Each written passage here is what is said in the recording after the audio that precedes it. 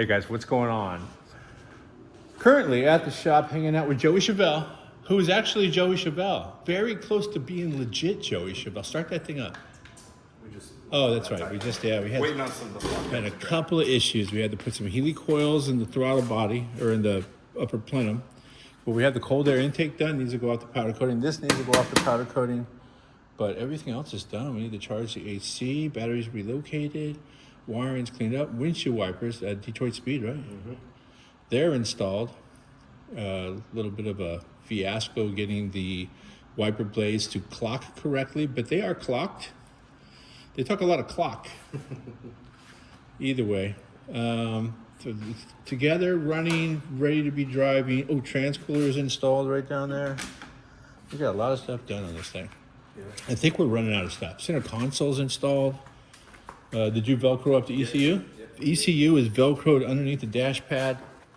And then we're gonna figure out a cool little bracket to mount the little touch screen. Probably someplace that someone won't smash a window to take, but you can see it as soon as you turn the key on. So maybe at the front of the center console area, floating right down there. Cool that it's nice and dark down there, so we can legit make it like a floating, little floating instrument panel. Yeah, it'll look cool. And yeah, vintage air's installed. I did its steering column. Everything is rocking on this thing. So we're getting very, very close. Speaking of very close, back and forth a few times on the seat from 714 Motorsports. It looks amazing, but they rebuilt it too well. I think it's legit too well. So I made a spacer, put it down there on the rusty floor, put a little gangster tilt in it. As you can see, the seat's starting to finally accept the fact that a big round guy sits in it. I want to sit in my seat, not on my seat. So I've been driving this thing as much as I possibly can. And I also today took the seat out, flipped it over, and saw that they added extra springs in between the stock springs. So I took the time to extract those. And yeah. So I'm going to do some bungee jumping with those later. And I remember when he had those, there was a lot of spring right there. And there was 4 of those. So yank those out. The seat still retains its original shape, but when I sit in it, I actually sink into it a little bit, which is much more comfortable. My head's out of the stars, the sky. And I'm happy with that. I went for an alignment yesterday. I set it at its designated ride height, so a little bit lower than stock, but not slam, because I want to be able to not slow down for bumps or 2x4s or anything on the road. So I picked the right height. I want to say it's 21.5 inches from the bottom of the rim to the wheel opening in the front, and 15.5 roughly in the back. I think it was something like that. And took it down and got it aligned. So camber and caster are set. And then I discovered that the idler arm is absolute garbage. So I'm hunting down bushings for the idler arm. So I figured I'd move on to the next thing. When I drive, I could see the hood move. So I dig through a box full of junk and I found some bump stops right here. Put those in, figured out what size they needed, where they needed to be, adjusted them.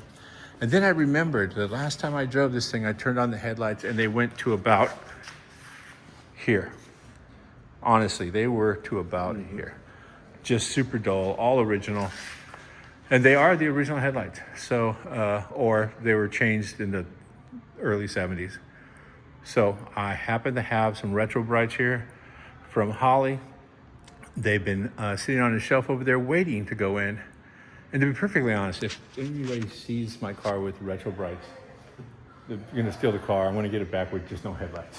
So, but I'm going to put those in right now and get ready to, I'll be able to on-power tour, drive all hours of the night like it's daytime. Let me get Sticks McGann over here. Slacker. Sticks. It's cake eater. Yes, I just tripped over those springs. The wound will heal fine later. I think the mariachi party's getting ready to start next door. It's no, my job. All right, so, oh yeah. This is a pretty straightforward gig. I like the fact that no one's getting in here butchering anything. You loosen the 3 Phillips screws, and then the retaining ring is got a keyway in it. You just rotate it a little bit and the headlight falls out. So that worked out well. Here, let me just take out that other one real quick. Cameraman Joey Chevelle coming to the stage, ladies and gentlemen. Put your hands together for Joey Chevelle. You know, that actually could be a name. It's like cinnamon. Joey. Joey's an ambidextrous name, right? That's right. I know a Joey. That's true.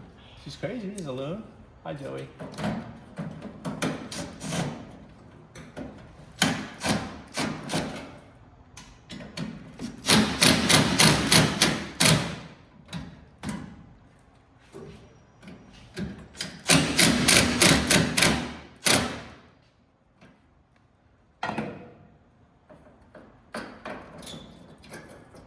So awesome how that works.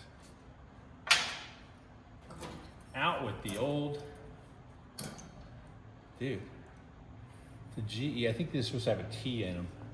They're original, but this is yeah, it's like dark inside there. I think they work, but very poorly. So high beams are 2 wires only. It's the bottom box. And Holley makes a Retrobright that is high beam specific. That's going to be this one right here. Should have 2 wires on it. 2 wire. Now, I thought that this would be plug and play. It's definitely not going to be plug and play, but it looks like I'm going to have to make a little extra room in the back for this. So, but just on one, just on the high beam, which is fine because that's actually in the engine compartment. So I'm going to do a little moving around of stuff and be right back in 2 and 2. Okay, so they are high beam, low beam specific. I got the 2-way plug in. What I did was I disassembled the bucket or the light assembly, pulled that out of the core support, was able to kind of work everything up into this area where it's nice and mellow, just chilling right there. It's out of the weather, nothing's really hitting it. I push this back like I'm gonna put the 2 screws in and it buttons right back up flat. So that's cool. Now the other one is the low beam combo.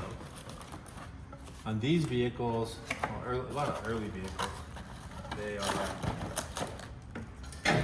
high beam and low beam, high beam only. I think at some point I'll remove one of these headlights and just put sort of a air induction right there. Oh. Low key flex. Is that what the kids are calling it? Yeah, honestly, once you've got boots, you're just trying to figure out a way to put it on everything. Right. So, what is this? An extra one? I don't get it. Don't need it.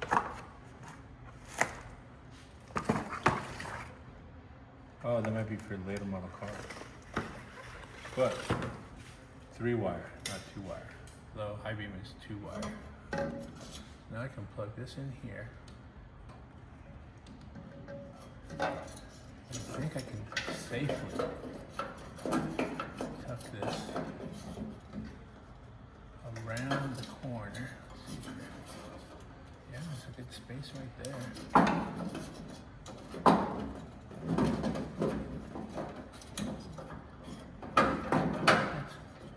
That's pretty comfortable right there, see?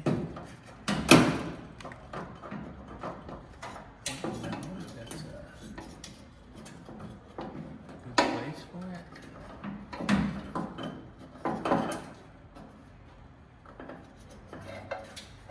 One gap around there. Nope, all the space is right there.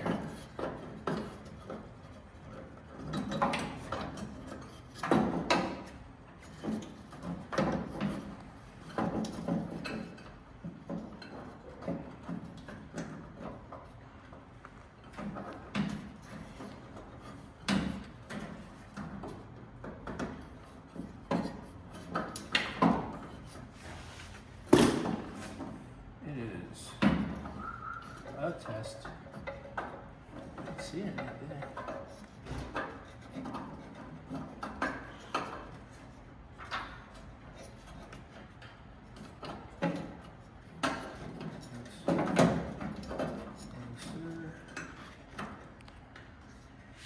of moving it around until I find a spot that it's happy at. I'm going to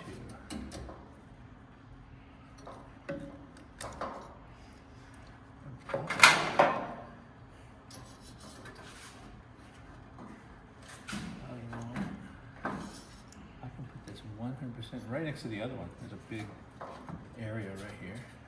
I just have to kind of do some fishing.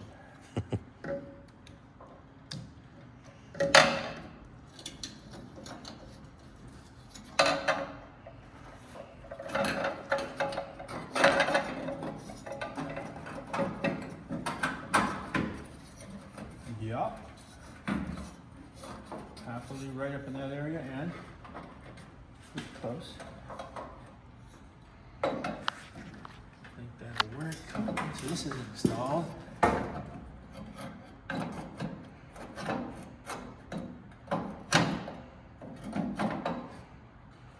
There.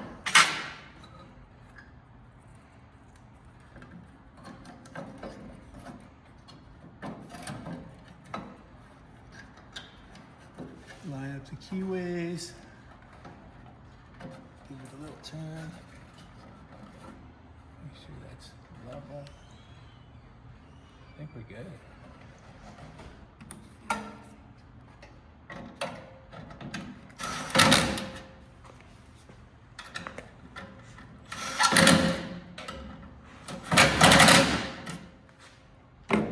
How many ugga-duggas does it take? Tighten that thing up. I can come out. Push this all the way over here comfortably. Then all the way back.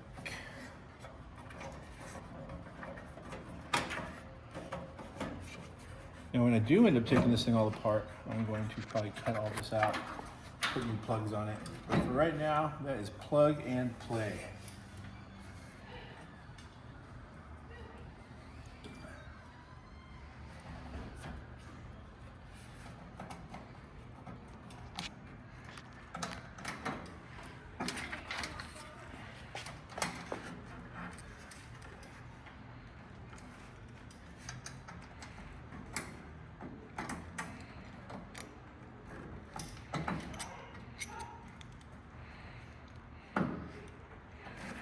Nothing's busted.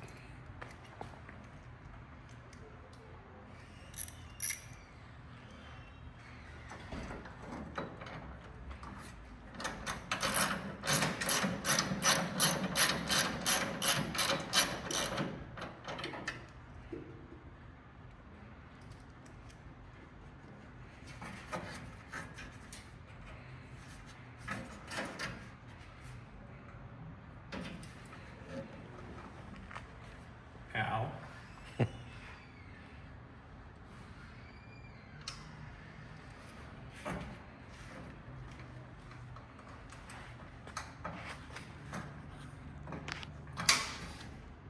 Cheese and rice.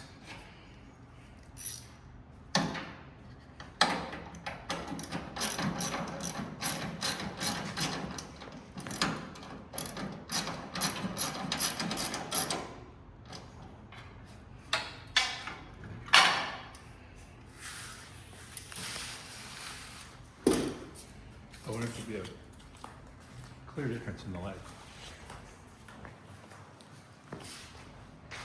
You come on.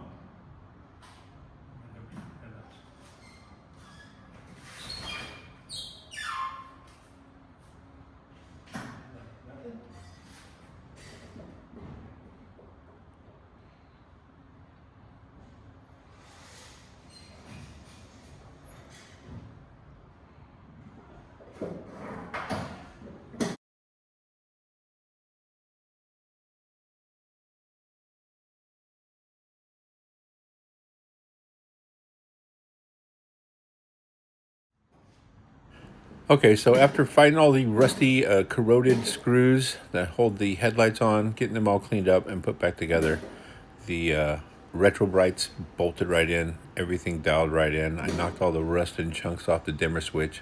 I actually have a high beam and a low beam and an actual high beam indicator. They're adjusted good. I don't think I'm going to blind anybody on the road, but I'll be able to see what I'm doing. Thanks a lot, Holly.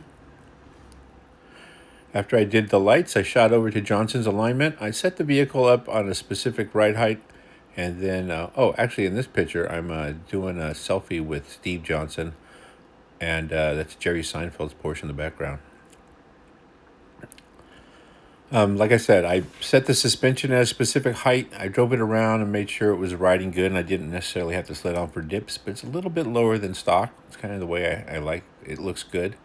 And I believe went with 15.5 inches from the bottom of the rim to the wheel opening in the back and 21 inches in the front.